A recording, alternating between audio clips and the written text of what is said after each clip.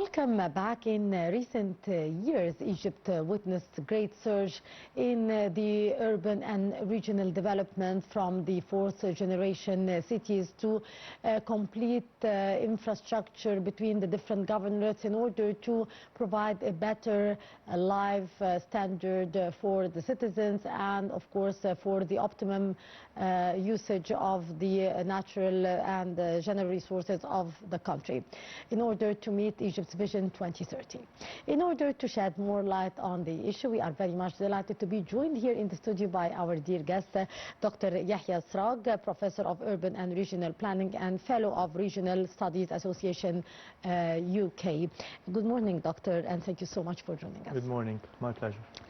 Sir, to begin with, how would we define the urban development and why it is essential for achieving the sustainable development and for reaching Egypt's Vision 2030?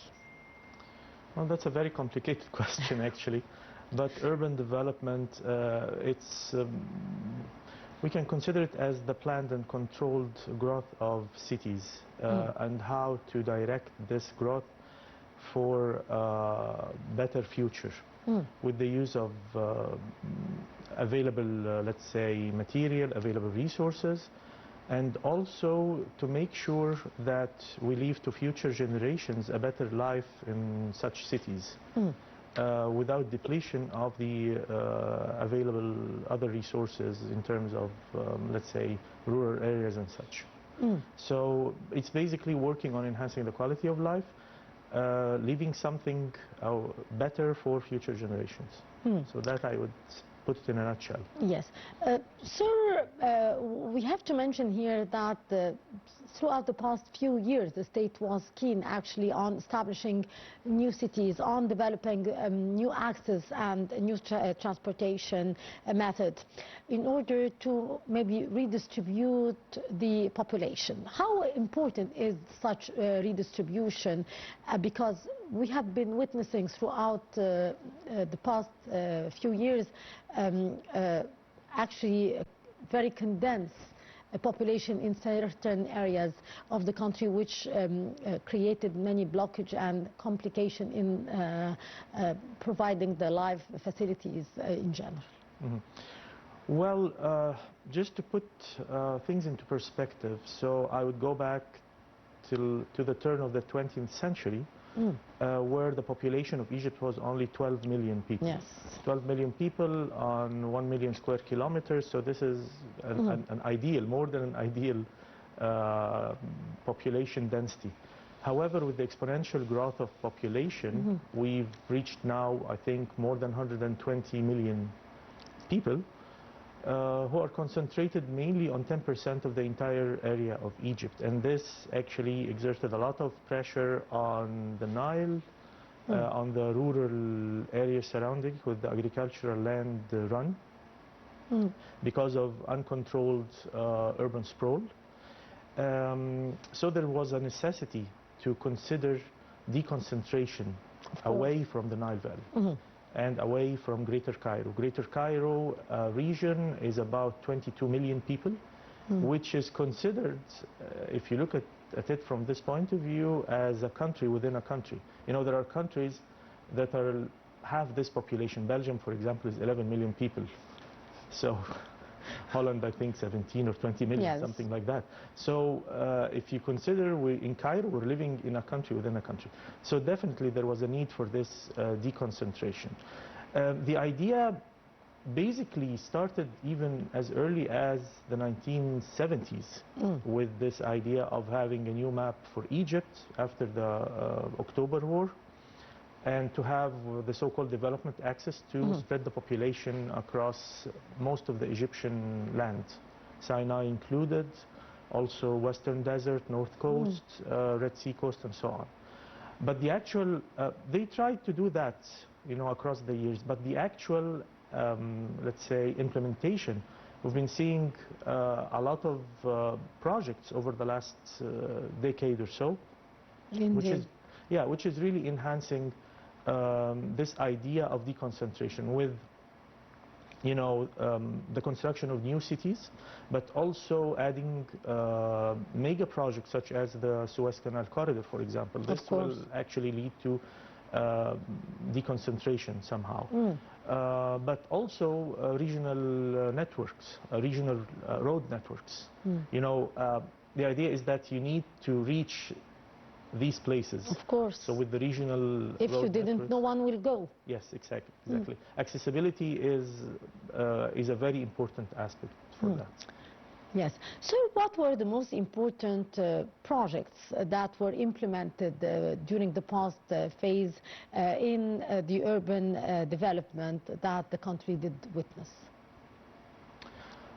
It depends on which phase. If we're talking about the last 10 years, then I would maybe highlight Suez Canal corridor. And by that, I'm not referring to the doubling of the Suez Canal only. I'm referring to the economic zone. Indeed.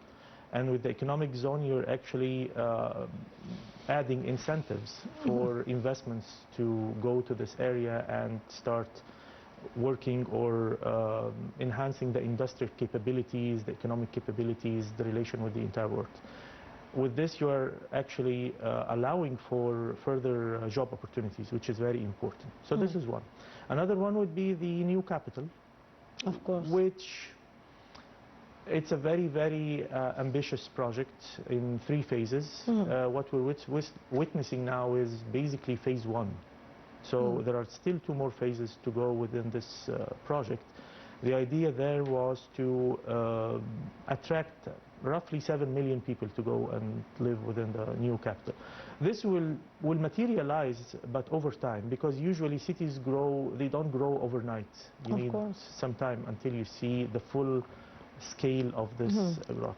But of course, there are other important elements like the 1 million faddans. This is very, very important in terms of desert land reclamation in the Western Desert, as well as other cities, other so-called 1 million, let's say, capacity cities like Alamein and others. So I think these are basically very important projects. There is another project which is, I consider it quite important, which is the desalination, the construction of a lot of desalination plants, water desalination across the Mediterranean and the Red Sea coasts, which is very important to provide water for these new settlements, because water is a very important aspect. Without water, you won't be able to develop anything. Of course, no life without water. Exactly. So, of course, the development of many governorates and development of the network and roads linking to these governorates, as you have kindly mentioned, the Suez Canal corridor,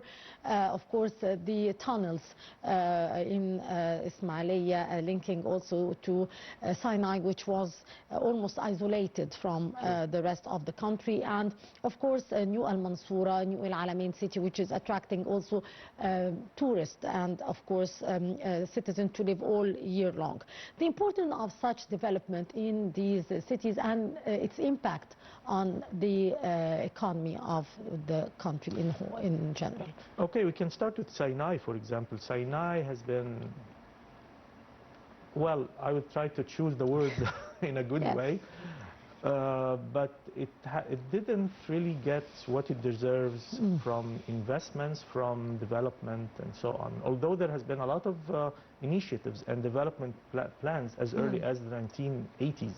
1985 was the first development plan for Sinai, for example, and then there was another plan in 1994 and so on. But the actual work is being witnessed over the last few years with, as you kindly mentioned, the construction of tunnels. So again, it's the point of accessibility. If you manage to provide ways to transport people or to make mobility of people from one place to the other much easier, then on the longer term you will get such a development. Sinai is very important because to me it's considered one of the frontiers of Egypt, I would say. A very important land full of resources. It has a strategic depth to Egypt. So it really must have a significant population volume living there. And I think in one of the plans they have this aim to really, within the distribution of population in Egypt, to really provide incentives for millions of people to go and live there. Yes. Maybe not tomorrow, but within the next. Yes. In order to attract people to go and live there, and in order to attract people of Sinai themselves to stay there and to have proper job opportunities and proper living standards, what incentives should be given to them? And of course, how this development that we have been witnessing, and of course the establishment of proper infrastructure and proper transportation could lead to this result of people going to live in Sinai, and for the people of Sinai to stay there and to enjoy a proper standard of living. Well, you actually kindly provided the answers to the question, because, well, I would say the good incentives would be better quality of life, provision of services, education, health, care services, job opportunities, as you kindly mentioned, and the ability to move easily within Sinai and the rest of Egypt. And these kind of projects, I think they had significant weight within the last few years. It's evident, it's very, very clear now, because previously the concentration of projects, or let's say development in Sinai, were mainly focused in Sharm el-Sheikh, maybe Arish, and that's it.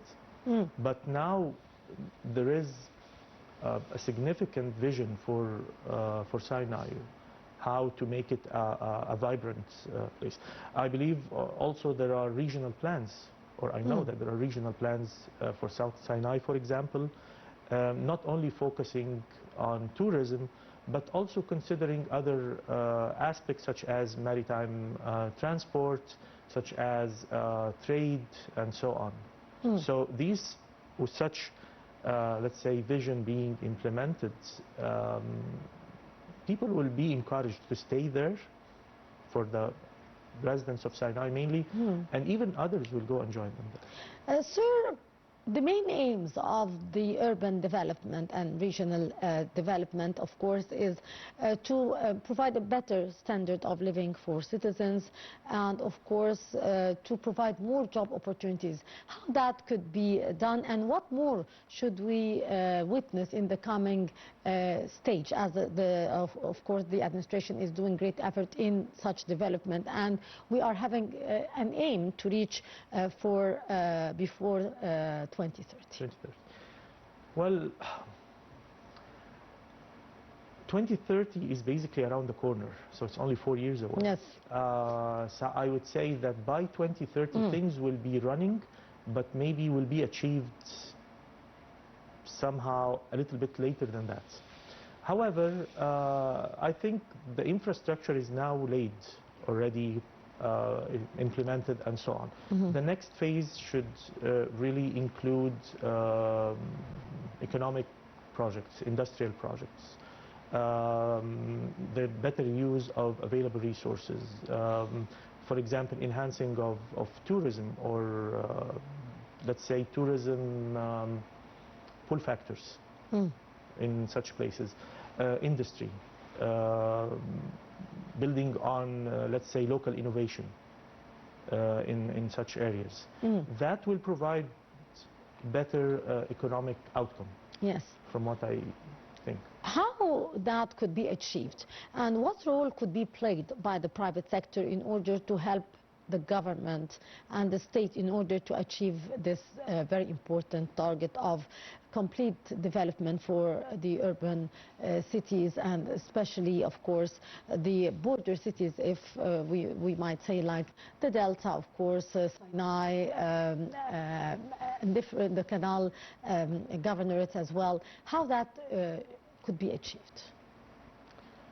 Again, that's a very tricky question. Because we should be working in parallel, as of course the state is always saying, and the administration is always highlighting the importance of the role of the private sector as well in such development and such work. Well, I basically would divide my answer into two segments, let's put it this way. You mentioned border areas. Yeah. And, well, basically Egypt is very lucky that we are in such a stable condition. While looking to the map of the Middle East, you find a lot of, let's say, instability to the east, instability to the west, instability to the south. So the border settlements or the border regions are very, very important in order to maintain such stability. They are considered, again, the front line towards such areas. If we're talking in a different era, let's say that within 5 years there is stability all over our region, North Africa, Middle East and North Africa, then we would think of the border regions as regions of cooperation, of trans-border cooperation with other regions, with Palestine, for example, with Libya, with Sudan, in terms of trade routes. This is also a possibility. Logistic areas, that's also another important aspect in border regions. And exchange of, let's say, innovation somehow. But currently, the role of these regions would basically to maintain the stability there. So this is a very, very tricky issue, I would say. Private sector is very important. It should be considered as the main partner to the government. Encouragement of businessmen, of international companies, of local companies to invest in projects, be that in industry, tourism, agriculture, R&D, whatever. This will basically relieve the pressure from the government doing all such huge effort on its own. That's what I think. Sir, as you have kindly mentioned, the Suez Canal zone is playing a very important role, and as we have been talking about the border governors as well. So how the Suez Canal economic zone, of course, could be attracting more investors and providing more job opportunities in order to develop the urban development in such governorates, and of course giving more incentives for the investors, the foreign direct investment. Could that help in such development for the urban community as well? I think so. I mean, the Suez Canal economic zone, well, its importance comes again from its location. It's the location of Egypt in general, and the Suez Canal as the, let's say, the connecting factor between east and west, north and south. So this really will attract a lot of investments because of, let's say, the reduction of many things, of transport, for example. If you are building in Europe or producing in Europe and exporting to other places in the world, then it might be cheaper if you would invest in such a zone, the Suez Canal economic zone. That would reduce the transportation cost, for example, would reduce a lot of issues, the labor as such. I would consider this corridor as, in the future, to have an interesting impact that is called a spillover. A spillover of, let's say, developments. Because after a while it will be already full of such investments, such projects. It will need to expand, and this expansion will be considered as a spillover in the surrounding areas. And with this spillover, you will be attracting further, you will be creating job opportunities, but also attracting further people to go and invest, but also work there. Can we say that such developments that we have witnessed throughout the recent years did actually help in solving the problem of the internal movement that we have been witnessing before from the different governorates to Cairo and Alexandria and the main governors and cities, in order to have a better living standards and a better quality of life and job opportunities? Absolutely. Absolutely. Again, accessibility is very important, and mobility itself, the ease of mobility is very important. With the new regional roads constructed, or let's say further maintained, widened and so on, I think this creates a very, what do you call it, a state of easy mobility. Which was not there, which was, you consider going from A to B, that was really harsh. Harsh. I remember when I was much younger, in early 1980s, the Cairo-Alexandria Desert Road, for example, that was basically a desert. It was two lanes. But now, no, it's different, and great railroads as well. Many transportation facilities were provided as well. Yes, and I'm really looking forward for the high-speed trains, for example. I always considered that such means of mobility would make a huge difference. Considering, well, I would say there should be a balance in terms of the availability of the service, but also the affordability of the service. If you make it more affordable for people, then you will really reach the intended outcome. Yes. So how can we maintain the urban development and the construction of new cities, yet we protect our space of agricultural land? We should not be having that on the expense of the agricultural land that, of course, we are having, and of course, how can we reduce the unplanned developments? I think there are several factors, or let's say several issues related to this question. Traditionally, for cities in the Egyptian Delta, that was always a very big problem, the sprawl and the agricultural land run. And you look at satellite images from 1985, for example, and compare it to 2024 or 2026, you will be surprised of how many or how much of these lands were actually converted into how to call it, residential areas, informal areas, and such. So basically, of course, there are laws to regulate them, to control and regulate that. There are the so-called strategic master plans for the cities, in which within these master plans they would establish a borderline between the place or where you can build and the other that you should really respect. But of course, still it's a problem. So maybe some of the factors could be considering high-rise development in some cities. Maybe this is a solution. Within the new cities that are being built at the edge of the desert, for example, this is called, again, the deconcentration, or deconcentration to the edge of the core. It's a very complicated expression, but housing should be made more affordable. If people cannot buy the residential apartments offered to them, then there is no use. So there should be a consideration of the idea of affordability or affordable housing. Yes, indeed. Dr. Yahya Siraj, Professor of Urban and Regional Planning and Fellow Regional Studies Association, the UK. Thank you so much for being our guest for today. Thank you very much for having me. It was a real pleasure. We'll go to a short break, and after that we'll be back with more, so stay tuned.